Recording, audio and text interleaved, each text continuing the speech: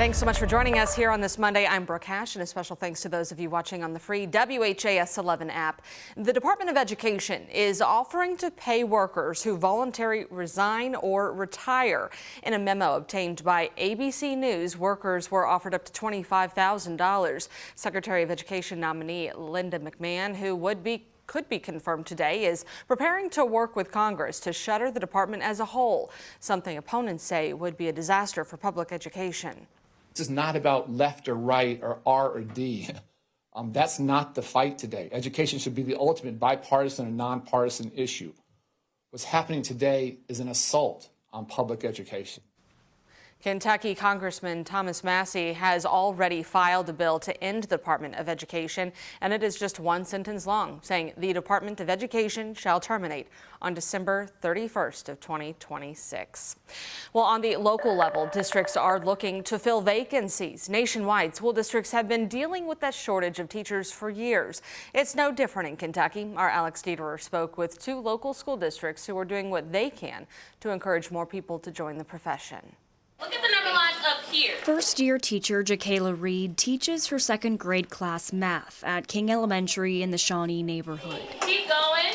270, 280. Helping them along the way. Now, I'm going to take what you just said, but I'm going to add on. Giving them the encouragement they need. Every time we have a test, we have our little mantras like, I can do hard things, I'm smart, I'm intelligent, I can do anything, I can do everything because I'm amazing. Across the state, Kentucky schools are in need of more teachers like Miss Reed. The need is urgent. Before we even start to look at the future, we have to be able to adjust to the challenges that are shifting right now. 13% of all teaching vacancies across the state remained unfilled for the entire 2023-24 school year. That's according to the Kentucky Department of Education's Educator Shortage Survey. I think that we face a lot more challenges, whether it be budget constraints or student challenges that come forward. Henry County Public Schools Superintendent Dr. Jim Masters has been in the education field for nearly 30 years. And education was the perfect career choice for me. And has seen the profession change.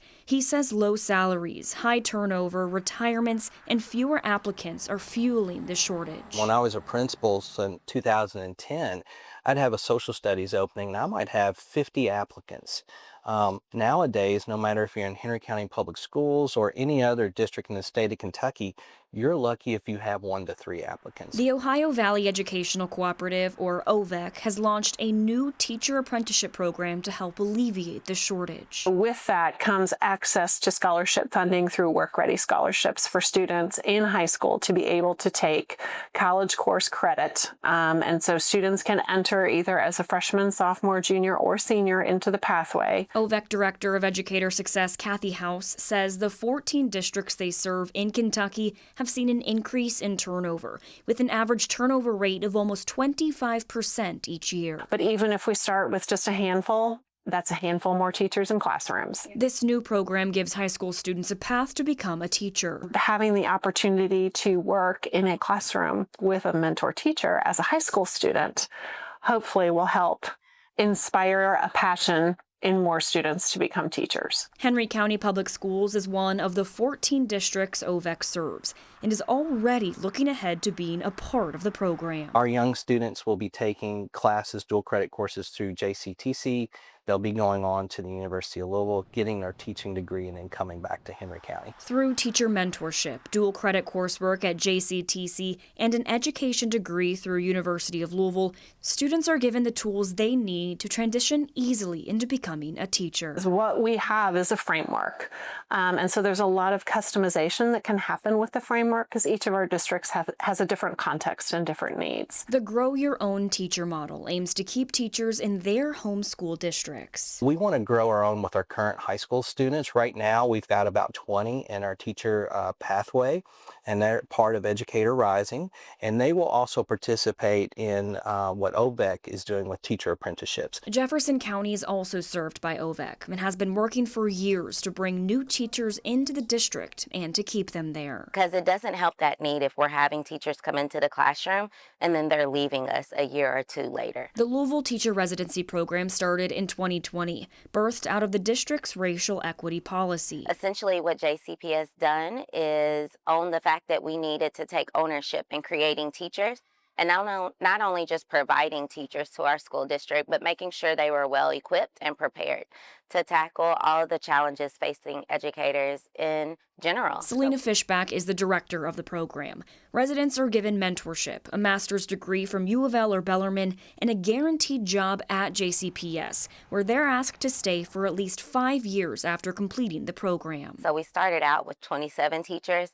This year we have 42, and we are pushing towards having 50. Since 2020, 131 teachers have graduated from the program. It's the same distance.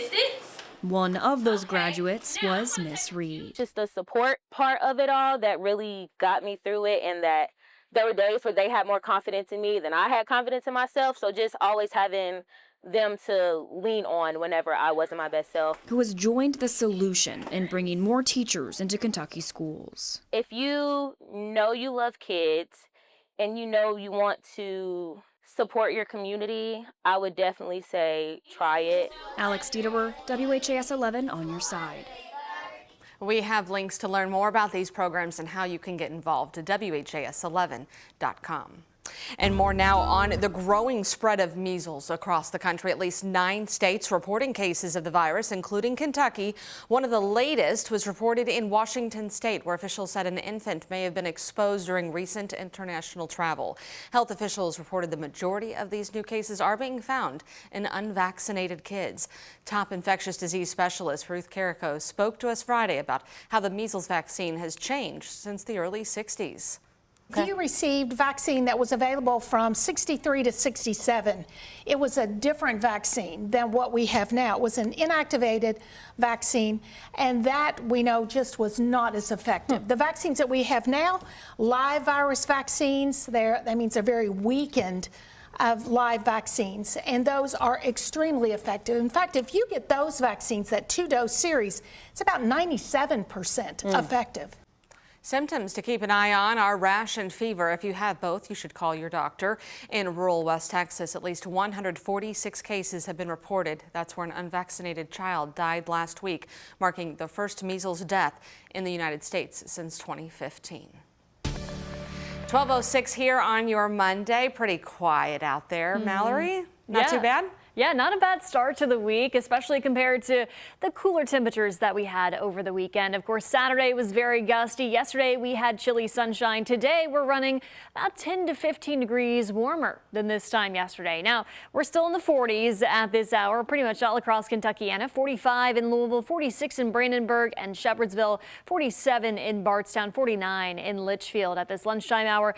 A key for today's weather, lighter wind speeds. We are seeing sustained winds anywhere between about 3 to 10 miles per hour, and that's about as high as they will get for your Monday. Max HG radar, all is dry. We have been dealing with some clouds that were filtering in from the north and northwest this morning. Some high clouds across the Louisville metro. More sunshine down to the south and southwest. More of that high cloud cover continuing off to the north and northeast. So as we take a live look to our Louisville metro, Hughes and Coleman, U of L health camera here, you can see that divide between the blue sky and those high clouds here. And as we continue throughout the course of the day today, we are expecting a mix of sun and clouds depending on where you are, and those temperatures much closer to climate normals for this time of year. So most of us looking to top out in the 50s, and then tonight temperatures will dip down into the 40s as cloud cover continues to increase. Now we do have some changes on the way as we head into our Tuesday. It will be a warm and windy day with rain moving in late, heavy at times.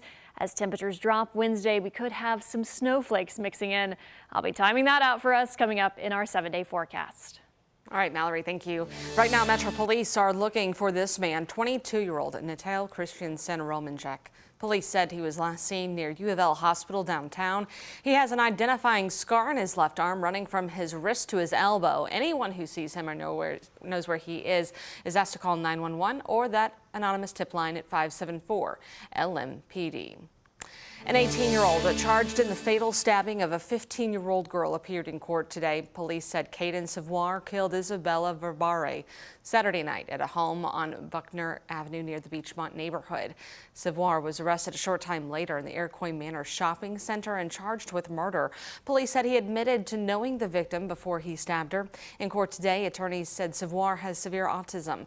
A public defender was appointed as his counsel. He was given a $250,000 bond despite concerns jail conditions would negatively impact him with this condition.